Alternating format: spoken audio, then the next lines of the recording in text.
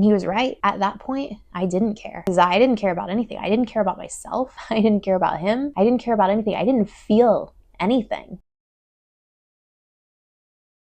I want to share about the first fight that I had in one of my relationships. Because when you're in a toxic or an abusive relationship, it happens subtly. It's one thing happens and then it escalates and then it escalates and then it escalates. And I'm not saying that this was an immediate leave right now red flag, but I had a gut feeling. So I'm going to read this is a reflective entry that was written probably about a year after this happened. Looking back, this was the first trip that I had heard my inner voice telling me that I had made a mistake. We booked an Airbnb in New York for a few days, and we were going to enjoy some time together. The Airbnb had a hot tub and a sauna. It was going to be this great romantic weekend. The first morning, we went to a coffee shop, and we were merging lives and we were going over personal finances and budget. And I have no idea what happened, but things got so heated going back and forth that we decided to wrap it up and leave. And when we got to the car, he was still raising his voice at me, and I can't remember what he said, but I remember telling him, I can't hear what you're saying with the tone that you're using. I can't hear what you're saying when you're yelling at me. And I remember asking him to use different tones, to speak differently, and he wouldn't.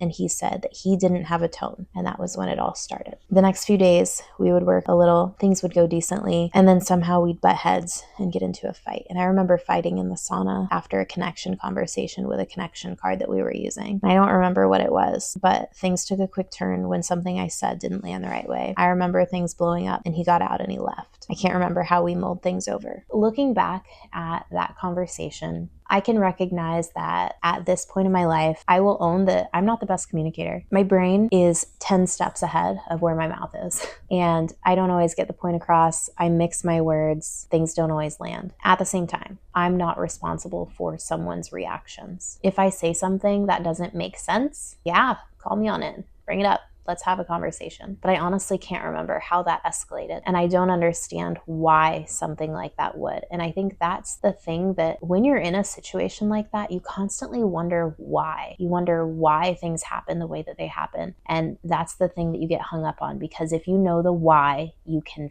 fix it. That was me for the years that I was in that relationship. I was misfix it. Something would happen, I would jump in to repair. And there were times that I didn't because I felt like I was so tired. I would keep trying. I would try to say something differently so that it would land differently. I would try to be more careful with my words.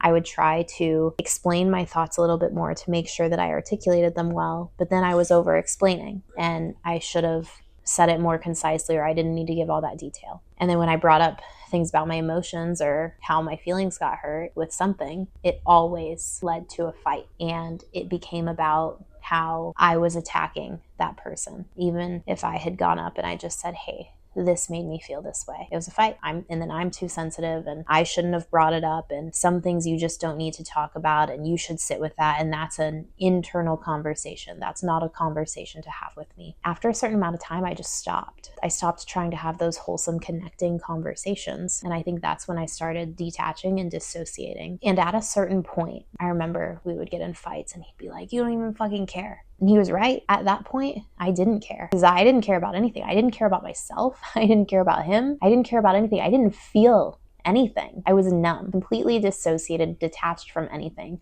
I couldn't smile. I felt cold inside. Nothing made me happy. And there was this heaviness in my head that no matter what I did, it wouldn't go away. And there were times that it was a little bit lighter, but it was holding on to all the things that were weighing me down. That doesn't go away until you release it all, until you surrender to what is and you let go of all the things. And I'll be specific about surrendering to what is, because when you're in a relationship like that, surrendering does not mean submitting. I don't mean submit in every moment, take ownership for every single thing, even if it's not your fault. And you can, that's a strategy. I did it, but then it'll always be your fault. And then you can never stand up for yourself. And then if you do stand up for yourself, you don't know how because you did it the wrong way and you were supposed to do it differently. None of it's healthy. You need to be able to make mistakes in a relationship, to miscommunicate, to be human. I needed that. I needed to feel safe to fuck up. I needed to feel safe to share my emotions, to share an opinion, to share an emotion or a thought, to give feedback without it being the end of the world. And I think that's where, if you have a healthy partner, it's really important to both know the things that each of you struggle with and to both know the core wounds and the triggers that each of you have so that you can work through them and so that you can be aware of them together so you're not constantly sticking the knife in each other's wounds. But just because your partners are aware of your triggers and your trauma and your wounds doesn't mean they're responsible for them. That's your job to heal them.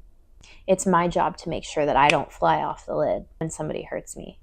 And I expect, and I will hold my partner to not flying off the lid if I accidentally ping him, if I accidentally hit that raw spot. Because I didn't mean to, but he was sitting there. And Dr. Gabor Mate, has a really great analogy of the triggers that we're walking around with.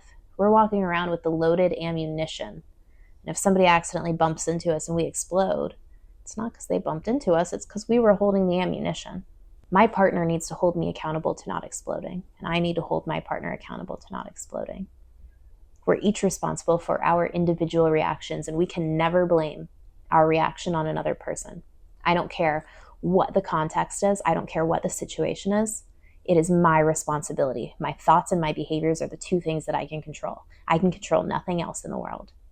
Those two things. And as I've learned more about my behavior patterns, as I've learned more about myself and the things that I need to stay happy or to grow or to be on this journey that I'm on, I know that I need alone time. I know that I need personal development. I know that I need a partner who will listen to my emotions. Not necessarily do anything, but I need to feel supported. I need to feel safe. And in doing that, I can provide that to my partner. I know that sometimes couples will get in fights. You'll get in fights. Your partner will mirror the ugliest parts of you, and that's how you know the shit you gotta work on. But sis, if you're constantly manipulating and contorting yourself to fit into this perfect box that you will never fit in because you will never be perfect. Perfect isn't even a standard. That person who wants you to be perfect, who tells you to do things a certain way, or who's constantly nitpicking you or who's constantly criticizing, they don't even know what they want. They don't know what perfect is. It's just in that moment, you weren't perfect. If you find yourself in that situation, and if you are constantly trying and you're having intentions and you're trying to have the conversations, and even if the conversations don't go well, you're showing up next time with a different strategy and you're trying to understand them and trying to be better and lead with love and think, what would love do? Then my girl, you are doing it. You're just not in a healthy situation. You may be in a situation where at once you were aligned and now you're growing and you're aware of all these things and you have this emotional intelligence and your partner just isn't on board. You may care about each other, but you're going different ways. You're going on two trains in a different direction.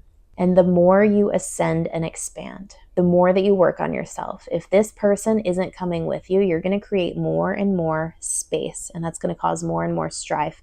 And whoever is down here is always going to bring down this person. When I talk to clients about success and getting to where they want to be, it's about who you spend your time around. It's about who you want to be and spending time being that person and spending time around the people like you want to be. And so if you're moving away from certain behaviors, attitudes, thoughts, emotions, and you're spending all of your time with a partner who's still ruminating in all of this, who's still repeating the same thoughts, the same behaviors, the same emotions, who still has the same triggers, you're going to constantly be pulled down. You got to let that shit go or else you'll never get where you want to go.